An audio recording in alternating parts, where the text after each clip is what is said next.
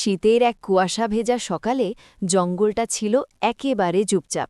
হঠাৎ করে জঙ্গলের রাজা বাঘমামা গর্জে উঠলেন, ওই শোনো সবাই, আজই জরুরি মিটিং, পুরনো বড় গাছটার নিচে সবাই হাজির হবে।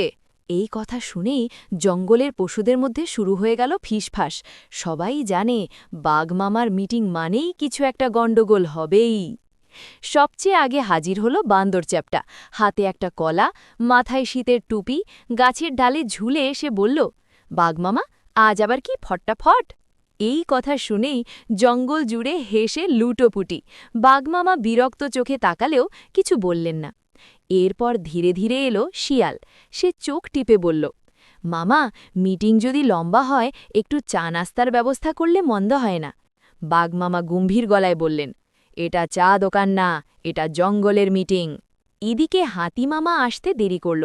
এসে হাঁপাতে হাঁপাতে বলল, মামা দেরি হয়নি, এই শীতে কম্বল জড়াতে গিয়ে সময় লেগে গেল।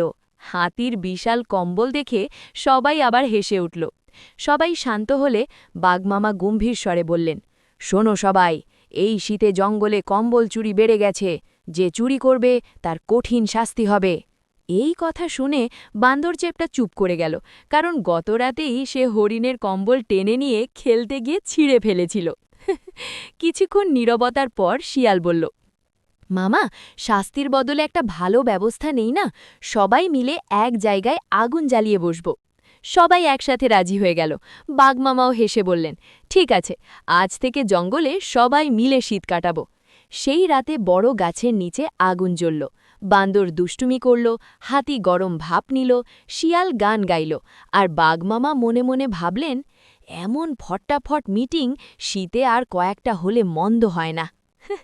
শীতের জঙ্গলে হাসি আর বন্ধুত্বে ভরা এক আনন্দের রাত এভাবেই শেষ হলো। মজার গল্প এমন আরও পেতে হলে অবশ্যই মল্লিক রাহুসকে পেজটা ফলো করো আর ইউটিউব চ্যানেলটি সাবস্ক্রাইব করো।